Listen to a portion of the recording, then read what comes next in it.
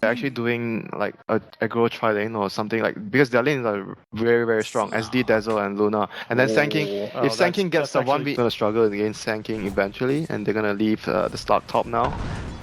At this point, it's even worth Friends trying to do another double rotation, but mid lane, they're already running into some trouble. It's Misery here, the Ogre. Oh, they got a stun strike. And they need a little bit more, and they'll get it. First blood already going to be going to DC. Like with them roaming around, Misery did lane. He has 3 points in reactive armor, so... Jeez, this is gonna... That almost feels like this is gonna... overcompensating along with PMS. He just want to make sure he doesn't die, or Resolution misses his pound set. Oh, but they got always one fly. It'll go down fast, and now they're going to do the follow-up. Can they get Yoku? No Fear rotates in and will force the three of them to kind of step back. But DC do strike, and they get a quick takedown and pull themselves ahead 2-0. Yoku comes up a bit short on his burrow strike, trying to make a move for Misery. Now Misery thinks he can kind of get on the action. Steps back in, goes man mode. Yoku, no, almost gets hit and knocked down. Does manage to live. On the same team. I know. I figured that out as I said it, Winter. This is what happens when I have to get kicked out of the draft. I should just be here from the start. Oh yes, Eclipse, but he has range up. Can he kill him? Oh, yeah, he got it. He got it. He timed it out. Oh my god, that was close. Nevertheless, right now, Luna's still leading in terms of the overall net worth. Sanking is doing pretty well still, considering everything. Draw is the one suffering because he got ganked earlier. But Friends are slowly approaching their timing, where they get all their levels on their Sanking and Luna or Sunstrike. It will hit. G's very low. There's a Dazzle. Does he even have Grave? Did he not level up? He got stunned by Misery. Oh, what a beautiful stun. So he couldn't get off any sort of Grave. Oh my Turns it over and ends up getting the free kill on this one. I mean, Friends are going to be able to get a couple of kills their way. That was bad though. That was bad. Yeah. There was a base. I heard they don't like to touch him, so... They don't like to touch him? Why? I don't know. Something about not showering, I guess. I'm kidding. I'm sure Moo is a very hygienic man.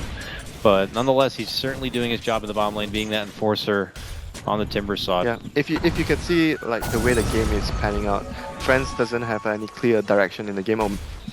I see them diving the Invoker, so they got the kill, and Saksa might go down as well. If they get vision for... Yoku gets off the burrow strike. Nice disruption save from the tower, they'll de-aggro that. And Friends work really, really hard for that tower. Like, this is something that sometimes teams don't really prioritize in doing a lot. Mid lane, we get a disruption onto the Ogre. Yeah. And they'll split directions here, and Friends will have to decide on what they want to commit for, and it looks like it will be for the Ogre. They'll get that kill, but it's just an Ogre kill after all. Well, Ogre is... To see, Echo Saber now complete. Slark, was not put in his place at the start of this laning phase, and now he's starting to reap in the benefits here, Winter, as he's getting together some pretty good mid-game fighting tools. Oh! Bracer! Bracer! Still gonna die! Still gonna die. He goes down to Ogre, gets the last one tick with the ignite. But... That was a super big kill, Dakota. He was like 1900, close to his blink.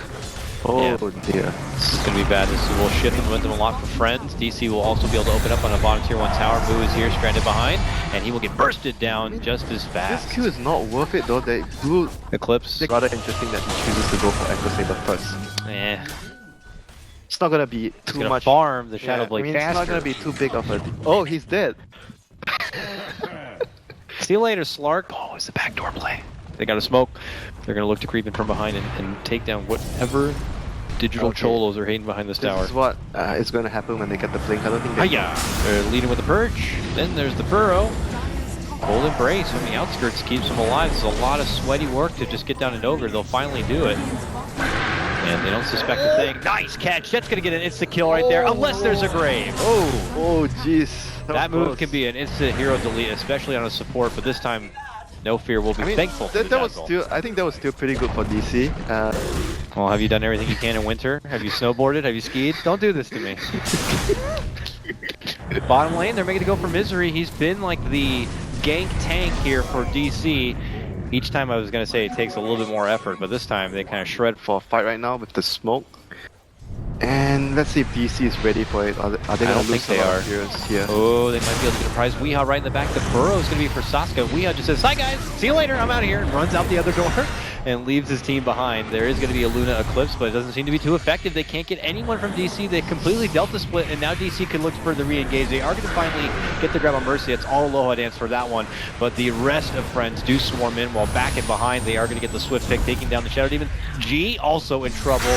Pincered by Weehaw will be going down. Moo, a man left behind, tanking up the rest of the Friends gank here. And now gets the Cold Embrace. They burrow onto him, and Epi also going to be committed. Is it going to be worth it here? On the other side, Aloha Dance is the prize possession, and he's going to be the one to go down from Resolution and company. This looks like an unfortunate fight for Friends as they hastily try to retreat.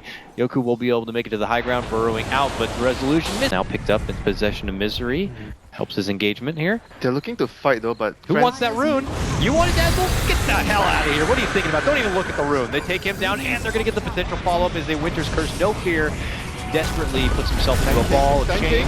Sand King shows up. Luna ulti. Epicenter not going to be able to make it. It gets canceled out. We're not blinked entirely. Whatever happens, it's not working for Friends here. Now with DC re-engaged, it looks like they are going to be able to isolate G. They take him out swiftly.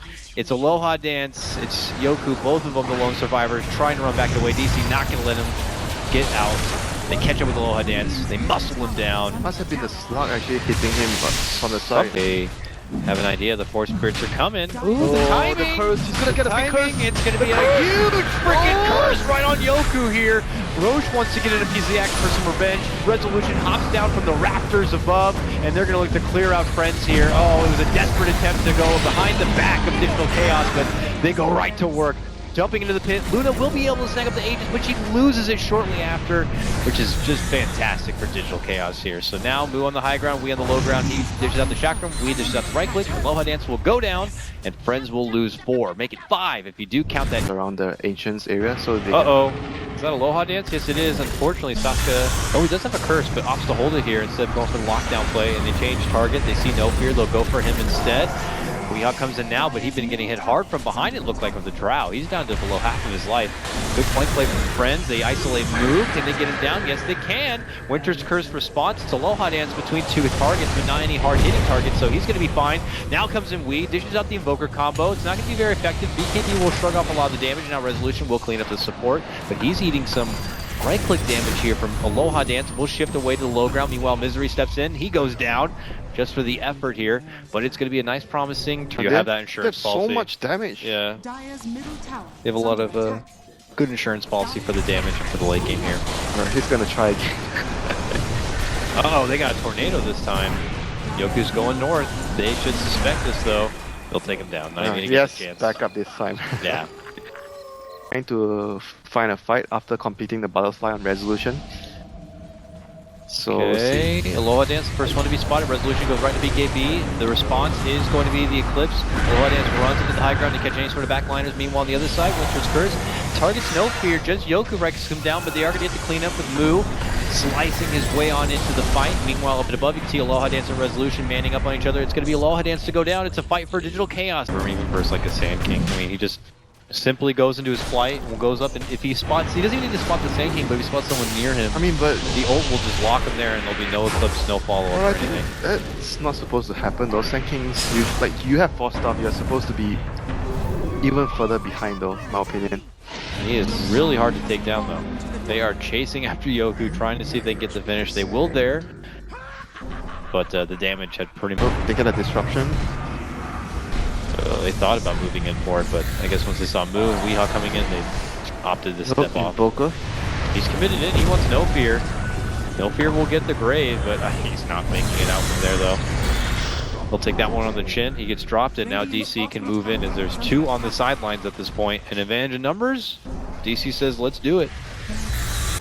Man, Resolution hits fast. He's got the alacrity now, too. This tier 3 just does not have a chance to stand. Moves in. 2-man tornado. That's 2 cores caught up. EMP flies forward. G has his own BKB. Aloha Dance has no mana to his name. And G just tries to dish out the right click as much as possible here. Looking to burst through on Wee. Steps back. Resolution moves in. That will cost him his Aegis here, but it does cost the grave already from the side of Friends. So no secondary life save coming out from them. Meanwhile, jumping from Yoku, big epicenter connects with 2, but not enough damage as a follow-up yet. Moo will be able to keep her chain away, but they can move for Winter's first turnaround play, and now this could be the beginning of the end for DC as they quickly just dash right through 2 of Friends members here. G trying to hide under his Well, Shadowblade gigs it out, gets the shallow grave, will be saved here. Misery engages, steps off. It's just not looking so good after all. Friends will lose 4 all day, and their racks in the bottom lane. Yeah, Friends are just like not as coordinated, like what G said in the interview. They're not expecting to like do very well since teams they are here in this event. They are getting ready for TI, and Friends don't look like a team that has a lot of practice. There are a lot of missed opportunities with the timing. They should be the gatekeepers. They should be like, you are not ready for TI if you cannot beat us, Friends. You know, but we weren't expecting them to be, the new team on the block really that's kind of making waves. But for now in game number 1, it looks like it will be going the way of DC here, cleaning out the second set of racks and moving on in now for the actual throne. It looks like it's going their way here, but it wasn't all bad for Friends. They led in, they had a good mark, a good timing, and then DC kind of wavered a bit once Friends were not able to get that road. And it felt like maybe they were going to allow enough for Friends to kind of get back into this one, but in the end, ultimately, it's going to be DC. Yeah, it was actually pretty sloppy from Friends, though. They missed so many opportunities, and they were making desperate moves when they didn't need to. They were like not calm enough. Like you could tell that this is a team that has no clear leader. Like if you have a clear leader, a person who understands the general